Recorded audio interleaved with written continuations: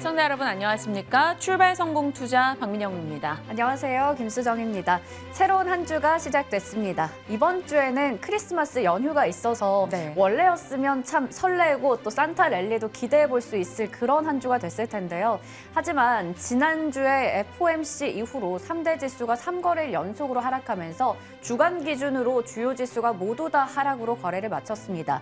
여전히 긴축에 대한 우려가 남아있는 가운데 산타 랠리에 대한 기대감도 뚝 떨어진 상태죠. 네, 그러다 보니까 증시 자체에 대한 관심도가 떨어지고 있다는 생각이 많이 듭니다. 거래 대금도 확 줄고 있고요. 다른 고금리 상품으로 많은 자금 이동도 나오고 있는데요. 이 시장 속에서 우리는 어떤 기회를 찾아야 되는가 그에 대한 이야기 다뤄보도록 하겠습니다. 자, 주말 사이 들려온 소식들이 너무나 많아서 지금부터 하나씩 같이 점검해 보도록 하죠. 일단 3대 지수는 모두 다 하락한 채 거래를 마쳤습니다. 장 출발 이후 계속해서 오후장까지 낙폭을 조금 키워나가는 흐름이 나타났고요. 그 내부에는 이 실물 경제에 대한 위기감이 포착이 됐습니다. 경기 침체를 가리키는 내용들, 경제 지표가 여전히 좋지 않았고요. 골드만삭스에서 4천 명의 해고 예고를 던졌습니다. 월가에서는 가장 큰 폭의 감원이라고 하네요. 경기 침체 우려감을 안고 있는 가운데 연준 인사들의 발언도 계속해서 뒤따랐습니다. 긴축을 더 해야 된다라는 목소리가 추가적으로 나오면서 시장은 힘이 빠졌던 거고요. 옵션 만기 변동성까지 더해졌죠. 그나마 장 후반에 낙폭을 좀 많이 줄였습니다. 그리고 반도체 섹터에 대한 내년도 호황 전망이 나오면서 필라델피아 반도체 지수가 덜 빠졌다라는 게 시장에서 찾았던 안도거리가 됐습니다. 자, 들려왔던 말들을 보면 뉴욕 연은 이 존 윌리엄스 총재는 연준은 내년 기준금리 예상보다 더 올릴 수 있다라고 얘기를 했고요. 다만 최종금리가 6%까지 갈 필요는 없다라고 위로 아닌 위로가 있었습니다. 그리고 메리 데일리는 샌프란시스코 연은 총재죠. 금리 최고점 도달 이후에 11개월 후 유지가 합리적이다. 필요하다면 그 이상도 할 수 있다. 한마디로 높은 수준의 금리를 더 오랫동안 유지하겠다라는 기존 파월 의장의 발언을 고스란히 더 뒷받침해주는 내용이 들려온 겁니다. 그리고 마켓워치 측에서는 연말 산타랠리 없을 것 같다. 그런데 이 연말 12월 맨 끝자락 2주간 산타랠리가 없다면 내년도 더 좋아질 수 있어라며 일부분 긍정적인 멘트를 남기기도 했습니다. 내년도 증시에 대한 전망이 조금씩 나아지고 있다는 것은 비교적 긍정적으로 해석할 수가 있겠습니다. 연준은 지금 소비와 고용과 임금 상승률 등을 억압시켜서라도 어찌됐건 긴축을 잡겠다라는 의지를 드러내고 있습니다. 연준이 뜻하는 바대로 가고 있는 걸까요? 고가품으로 여겨지는 주택과 자동차 순서대로 소비가 줄고 있습니다. 요즘 자동차 판매 데이터가 조금씩 떨어지고 있는 상황인데 그 와중에 포드가 비용 증가로 가격을 상향 조정한다라는 이야기를 꺼내놓으면서 포드가 7% 정도 밀렸습니다. 포드뿐만이 아니라 자동차주 전반이 하락하는 흐름이 나왔죠. 이들은 비용 증가라는 키워드에 상당히 주목하는 모습이었습니다. 테슬라 같은 경우는 지난 금요일장에 우리가 지속적으로 다뤄본 바가 있었습니다. 테슬라는 추가 하락이 나올 수 있다라는 진만쌤의 답변도 있었고요. 4% 정도 더 하락하면서 52주 신저가를 기록했습니다. 테슬라 3대 주주가 CEO 교체를 요구하고 나섰습니다. 창업자로서의 CEO가 필요한 것이 아니다. 관리자로서의 CEO가 지금은 필요하다라고 이야기를 했고요. 여러 가지 노이즈 속에서 테슬라는 추가 하락을 보이면서 올해 60% 정도 밀린 종목이 돼버렸습니다. 자동차 쪽은 좋지 못했다라는 것에서 소비 감축을 느낄 수가 있고요. 반도체 쪽도 밀렸습니다. 그런데 다른 쪽보다는 보합권 내지는 소폭의 강보합도 보이긴 합니다. 반도체 쪽은 뱅크 오브 아메리카가 내년도 반도체 섹터가 상승할 것이다라고 전망을 꺼내놓으면서 나름 힘을 실어줬고요. JP모건에서 메타 바닥 찍었다, 이제 매수할 수 있겠다라며 비중 확대 의견을 내놨습니다. 그러면서 전체적인 종목들이 하락이 우세한 가운데 메타는 상승하며 3% 가까운 상승을 나타내기도 했겠죠. 자, 이런 시장의 특징들을 살펴봤고요. 내년도 증시에 대한 기대감이 일부 솔솔 나옵니다. 지금이 워낙 좋지 않기 때문에 그런 말이 나오겠죠. 불황은 더 좋다라는 이야기를 DB금융에서 인용했는데요. 경영의 신으로 여겨지는 마쓰시타 고노스케의 발언입니다. 호황은 좋은데 불황은 더 좋다. 이 말은즉슨 역사적으로 힘든 하락장을 겪고 났었는데 그 이후에 1년간의 수익률을 놓고 본다면 평균적으로 97% 정도 올랐더라라는 통계를 같이 제시했습니다. IMF 때, IT 버블 붕괴, 금융위기, 팬데믹 때도 마찬가지죠. 결국 이 불황의 시기가 기회가 될 수 있다라고 말합니다. 재벌집 막내 아들 보면서 내가 회귀한다면 뭘 사야지 이런 얘기들 은근 많이들 하시더라고요. 지금이 회귀를 했을 때 한 번쯤 돌아오고 싶은 시기가 될 수 있다라고 이야기를 꺼내놨습니다. 그렇다면 우리는 뭘 사야 될 것인가를 또 고민하고 있겠죠. 일단 내년도 좋을 거다라는 목소리는 곳곳 나옵니다. 블룸버그에서는 아시아 지역 상승을 전망했어요. 그리고 그 근거로 달러가 약세를 띨 것이고 반도체 사이클이 회복을 할 것이고 중국에서 위드 코로나 이후 경제 부양책이 나오면 힘을 받을 것이다라는 내용이었습니다. 관련해서 추가된 뉴스들을 주말에 좀 찾다 보니까요. 내년도 원달러 환율이 1,100원대에서 진행될 것으로 보는 곳이 많았습니다. 지금 1,300원대니까 꽤 많이 외국인 수급에 우호적인 모습을 띌 수 있다라는 게 되겠고요. 반도체 사이클 회복에 대해서는 시기적으로는 의견이 굉장히 분분합니다. 일단 이번 주에 발표되는 마이크론의 실적을 봐야겠죠. 마이크론 목요일 오전 6시 30분에 실적을 내놓을 겁니다. 어떻게 나올 것인지 봐야 되고요. 가이던스가 공개가 됐는데 실적 발표 바로 한 주 전에 공개된 가이던스인데 매출과 주당 순이익이 모두 다 하향 조정됐습니다. 이번 실적에 대한 기대치는 조금 낮춰서 가야겠다라는 생각이 들었고요. 중앙경제공작회의는 밀리지 않았습니다. 열렸는데 민간 소비 회복에 초점을 맞추겠다라면 부양의 의지는 또 강력히 드러났죠. 어찌 될지 지켜보겠습니다. 우리는 이제 결정을 해야 될 때입니다. S&P 500 지수를 놓고 보면 경기가 선행하기 이전에 6개월 전부터 올라갔던 역사적 흐름을 보였다. 항상 주식은 경제를 선행했다라는 것을 말해주죠. 그러니까 우리가 지금 앞서 이야기했던 내년도에 대한 긍정의 전망에 한 표를 던진다면 선택을 해야 된다라는 겁니다. 중장기 호흡으로 대형주 분할 매수로 들어가야 될 것인지 그거에 대한 자신이 없다 하시는 분들이라면 단기 호흡으로 지수 대비 초과 수익을 기대하고 접근해야 될 건지요. 삼성증권에서는 투자 성향에 따라서 선택지를 조금 주는데요. 낙폭과대 대형주를 본다 하는 사람들은 이쪽을 봐야 되고 단기 수익을 내겠다 하는 분들은 차이나 플레이를 해야 된다라고 이야기를 하고 있습니다. 그러면 차이나 플레이로 간다고 쳤을 때요. 중국은 지금 어떤 종목들이 거론이 되고 있을까요? 코로나가 확산되고 사망자가 급증합니다. 치료제나 병동 쪽 관심을 받겠죠. 온라인 수업 전환 요청이 중국에서 빗발친다고 합니다. 그럼 재택근무나 교육 쪽도 이야기가 있을 거고요. 오죽하면 이 황도 통조림이 코로나 치료에 효과가 있다라는 얘기가 돌면서 이 사재기도 돈다고 하네요. 국내에서 또 황도 만드는 곳들도 관심권 여기 들어갑니다. 혈액이 부족하다 보니 인공 혈액 관련주들도 언급이 되고 있고요. 정말 단기적인 수익을 내고자 하는 분들의 빠른 매매만 이쪽으로 돌려봐야 될 것 같고 내년도를 기대하는 중장기 호흡이라면 낙폭과대 대형주 본인의 입맛에 맞춰 선택하는 수밖에 없을 것 같습니다. 자, 반도체 특별법 중에 일부가 지난주에 국회를 통과했습니다. 그러면서 시장에서는 내년도는 반도체 소부장 캐펙스 사이클이 도래할 것이다라는 기대감을 내비치고 있는데요. 지금 세계에서는 미중 패권 전쟁과 전쟁 코로나 이후에 자국 중심의 생산 라인을 구축하는 데 목말라 있습니다. 온쇼어링, 리쇼어링, 프렌드쇼어링 우리 계속 얘기했던 내용들이죠. 한국에 있는 반도체 공장을 미국에 또 지어야 되고 한국에 있는 배터리 공장을 미국에 또 지어서 거기에 생산을 합니다. 지속적으로 중복 투자가 발생을 하게 되죠. 비효율적이라고 느껴집니다. 그런데 KB증권에서는 11월에 이런 리포트를 내서 상당히 인상 깊었었는데요. 과거에 역사적으로 2차 세계대전이 있던 시기도 그렇고 국가 간의 갈등이 있을 경우에는 오히려 경제적 논리보다는 정치적 논리가 우세했기 때문에 과잉 중복 투자가 있었다라는 겁니다. 이게 수년 뒤에는 뭔가 공급 과잉으로 역풍을 맞을 수 있겠으나 지금으로서는 과잉 중복 투자가 나오는 곳에 관심을 둬야 한다라고 말합니다. 이창양 장관이 한국형 인플레이션 감축법을 추진하겠다라고 얘기를 했는데요. 반도체 쪽 이야기가 되겠습니다. 반도체 투자 관련해서 소득공제, 소액 투자 관련해서 얼마나 세액공제를 해줄지는 모르겠으나 어찌됐건 이게 모멘텀이 돼준다면 반도체 소부장 내년도 더 기대할 수 있을지 하나 관전 포인트로 놓고 지켜보겠습니다.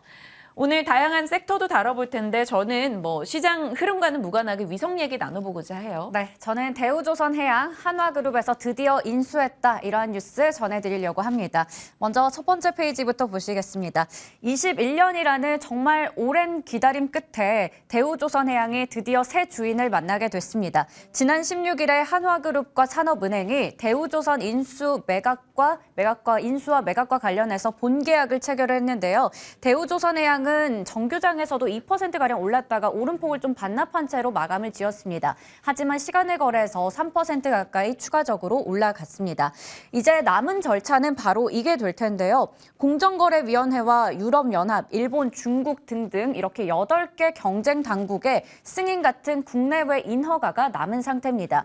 이 절차가 마무리된다면 한화그룹은 2조 원가량의 유상증자를 통해서 대우조선해양의 지분을 49.3%가량 확보하게 되는데요. 통상적으로 3개월 정도 걸리기 때문에 내년 3월쯤에 이 절차가 마무리될 예정입니다. 다음 페이지 한번 넘겨보겠습니다.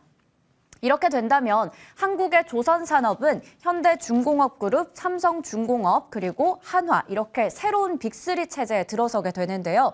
무역협회에서는 내년까지도 반도체와 철강 쪽의 수출은 부진할 것이다 라고 얘기하고 있었습니다. 하지만 선박이나 인도 물량이 크게 늘어나면서 수출 같은 경우에는 27%가 넘게 급증할 것으로 전망했습니다. 거기다가 현대중공업과 삼성중공업이 각각 4분기와 내년 2분기에는 흑자 전환할 수 있다라는 기대감도 FN 가이드에서 찾아볼 수가 있었고요. 이렇게 되면 주춤했던 조선 업계에도 내년에는 초호황이 기대된다라는 증권가 전망도 있습니다. 이렇게 되면 이 한화 같은 경우에는 더욱더 지금 대우조선해양과 함께 시너지 효과를 창출할 수가 있겠죠. 한화는 최근에도 방산 사업들을 모두 다 이렇게 여러 가지 통합하면서 종합 방산 기업으로 거듭나고 있는데 이번에 대우조선해양을 인수함으로써 친환경 에너지 쪽에서도 시너지가 날 것이라는 기대감이 나타나고 있습니다. 자율 운항이 가능한 민간 상선을 개발할 수 있고 친환경 선박에 대한 기대감도 있고요. 그리고 그린 에너지 밸류 체인을 새롭게 구축할 수가 있을 텐데요. 한화가 지금 기존에 갖추고 있던 LNG나 수소 암모니아, 풍력 발전 같은 이러한 역량에다가 대우조선의 기술이 더해진다면 이렇게 또 그린 에너지 쪽에서도 좀 신규적으로 밸류체인을 구축할 수 있다라는 기대감도 있습니다. 거기다가 한화의 무기 체계와 대우조선의 주력 상품인 잠수함이나 전투함 같이 이 지금 글로벌 수출 판로를 더욱더 키워갈 수 있다라는 전망도 나타나고 있습니다. 네, 지금 그런데 최종적으로 한화가 이 한화그룹에서 대우조선해양을 인수하고 나서도 사실 여러 가지 과제는 좀 남아 있습니다. 승자의 저주를 피하기 위해서는 넘어야 될 산들이 좀 있는데요. 대우조선해양의 경영 정상화의 속도를 더 내야 되겠죠. 아무래도 대우조선 쪽이 1291%라는 과도한 부채 비율을 가지고 있고 적자 구조가 있기 때문에 이 부분을 해결하는 게 좀 아무래도 골자가 될 것 같습니다. 그리고 저임금 구조로 인해서 인력 이탈이 심각합니다. 임직원의 처우 개선이라던가 고용 승계 문제가 있을 거고요. 최근에 좀 불거졌었던 하청 노조의 파업 이슈, 소송 문제 같은 여러 가지 과제들이 남아있는 상황입니다. 마지막 페이지 좀 체크해 보도록 하겠습니다. 네, 한화는 이제 대우조선해양 인수까지 마치면 말 그대로 다 가졌다라는 생각이 드는데요.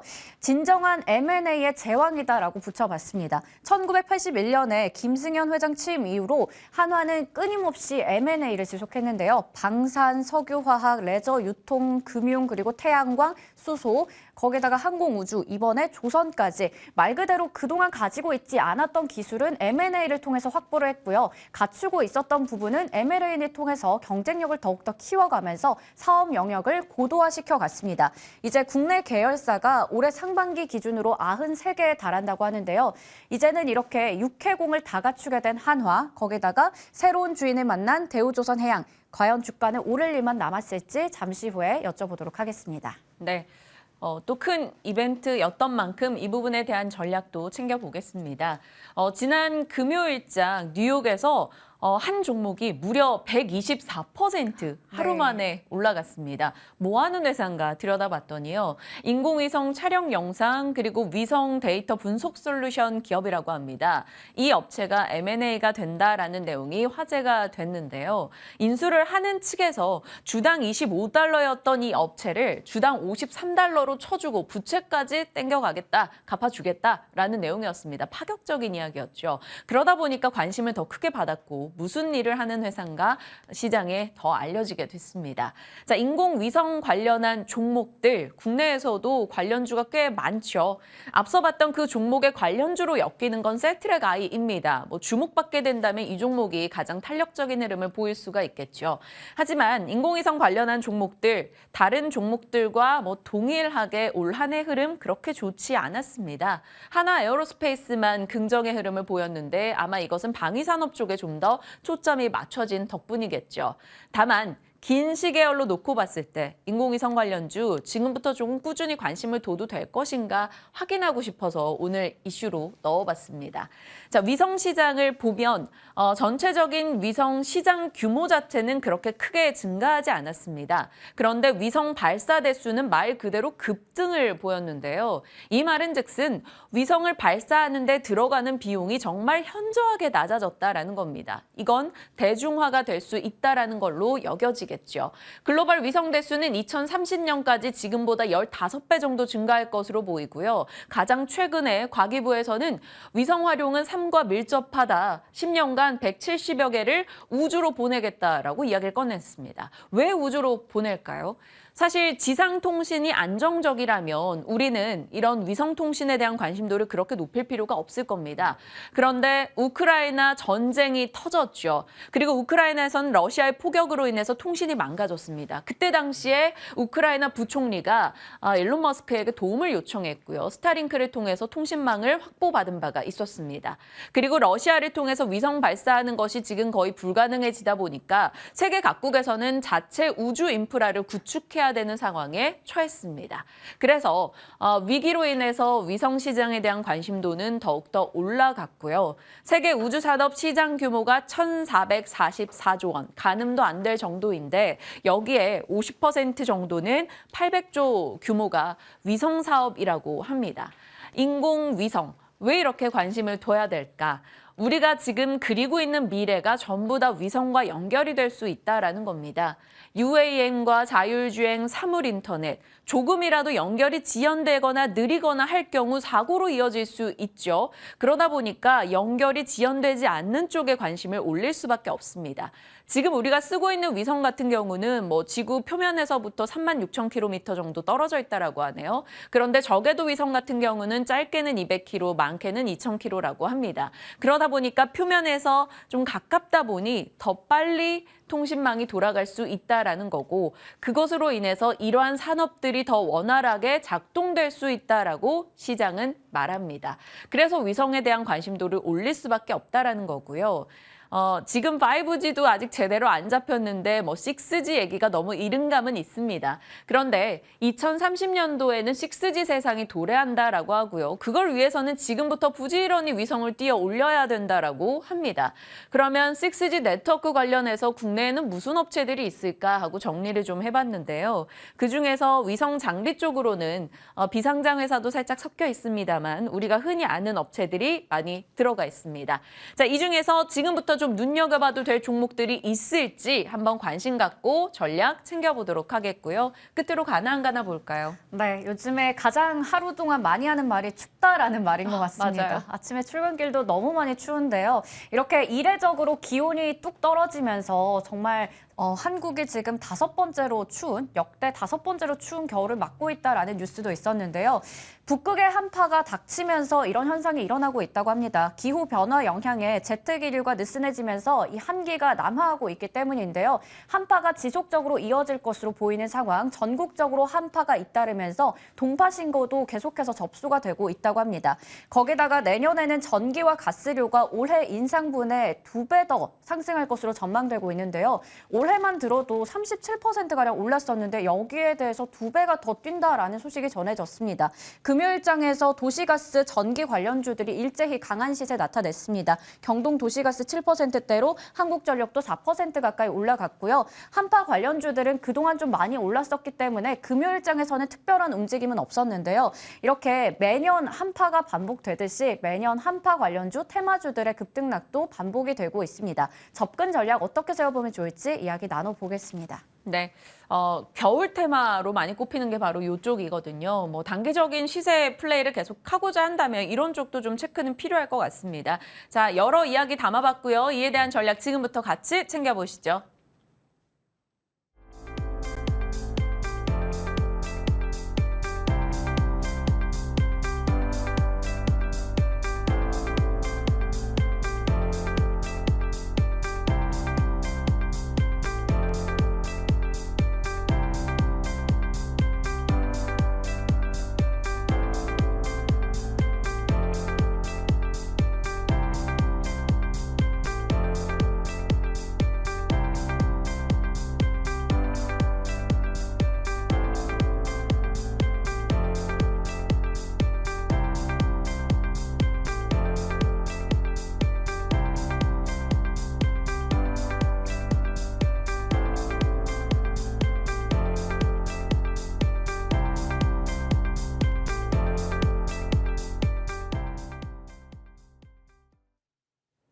새로운 한 주도 시작됐습니다. 개장 전에 각 전략을 어떻게 챙겨 나가야 될 것인가 전략 챙겨보겠습니다. 유스탁 유창희 대표와 함께합니다. 어서 오세요. 안녕하십니까. 네, 안녕하십니까. FOMC 이후에 계속 그것을 소화해 나가고자 하는 네. 흐름이 나오고 있는데 3대 지수 또 밀린 채 거래를 마쳤습니다. 시장 전략, 뭐 지속적으로 현금 확보를 외치셨는데요. FOMC 이후에도 좀 동일하십니까? 더 좀 보수적이 됐죠. 더요? 그러니까 원래 그 전날에 제가 나왔을 때 많이 산탈레리가 나온다라면 조금 반등이 나올 수 있는, 그러니까 CPI 지표 나오고 나서 오를 수 있을 것 같다라고 말씀드렸는데 뭐 파월이 파월했다고 하면서 시장이 좀 안 좋아지지 않았습니까? 그러면 지금은 좀 더 보수적으로 봐야 되는 것이지 며칠 조정이 나왔으니까 저가 매수 뭐 저는 그전에도 올라갈 수 있지만 올라간다고 해봐야 2,500 정도이기 때문에 주식 비중이 너무 많으신 분들은 현금화하신 전략이 필요한 것이고 올라왔을 때 현금이 너무 많으신 분들, 뭐 심심하다 하시는 분들이야 뭐 일부 성장주들 매수해 볼 수 있겠지만 그러면 좀 보자라고 말씀드렸는데 결국엔 반대로 돌렸기 때문에 예상했었던 것보다 좀 더 보수적으로 봐야 되지 않을까 판단을 좀 하고 있고요. 네. 연말 이슈가 좀 없어요. 이제 이번 주 다음 주 실거래일도 이제 9거래일밖에 안 남은 상황인 것이고 이제는 내년에는 이제 물가에서 경기 침체로 이제 아마 시각이 변화될 것입니다. 이제 거기에 대해서 어떻게 내년에 뭐 시장이 반응할지를 좀 봐야 된다라고 생각을 좀 하고 있고요. 중국 리오프닝 이슈들도 막상 지난주만 본다라면 관련된 종목들이 뭐 등락은 있었습니다만은 안정적인 수익을 내지 못했거든요. 그냥 하루는 크게 오르고 하루는 크게 빠지는 모습들을 계속 반복해 왔기 때문에 저는 조금은 보수적으로 보자. 그러니까 그렇다고 해서 뭐 계속 쭉쭉쭉 빠진다는 뜻이 아니라 그냥 재미없는 횡보 장세가 이어질 가능성이 높지 않을까. 그게 아니면 뭐 제한된 하락 한 2,300포인트 초반까지 제한된 하락이 나올 수 있기 때문에 여기서는 뭐 무리해서 주식을 살 만한 매력은 없다. 주식을 사더라도 결국은 내년 1월 초반의 흐름을 좀 봐야 되지 않을까 판단하고 있습니다. 앞서 불황은 더 좋다라는 거를 제가 전해드리면서 불황 속에 이 하락장 이후에 1년 평균 수익률이 굉장히 좋았다라는 표를 소개했거든요. 근데 그것처럼 뭐 1년 정도를 내다봤다고 했을 때 중장기 호흡으로 대형주 추가 매수 여기엔 동의하십니까? 저는 앞으로 시장은 뭐 내년 상반기 혹은 하반, 하여튼 내년 이후부터는 좋아질 수 있다고 보고 있어요. 근데 아직 어떤 섹터가 주도주가 될지는 잘 모르겠어요. 그러니까 항상 말씀드리지만 다시 3,000포인트를 간다고 해서 지금 하락을 많이 했었던 종목군들, 예를 들어서 뭐 네이버, 카카오라 말씀드릴게요. 이들 종목군들이 작년 여름에 가격까지 올라갈 것인가?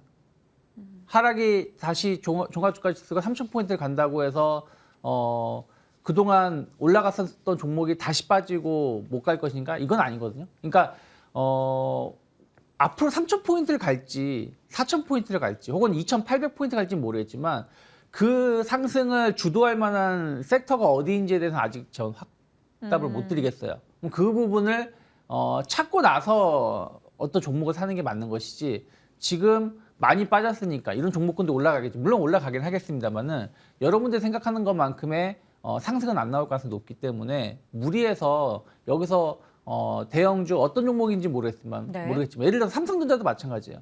삼성전자 못 간다는 뜻이 아니지만 과연 삼성전자가 이번 상승에 올라왔을 때 8만전자, 9만전자 갈 수 있을까?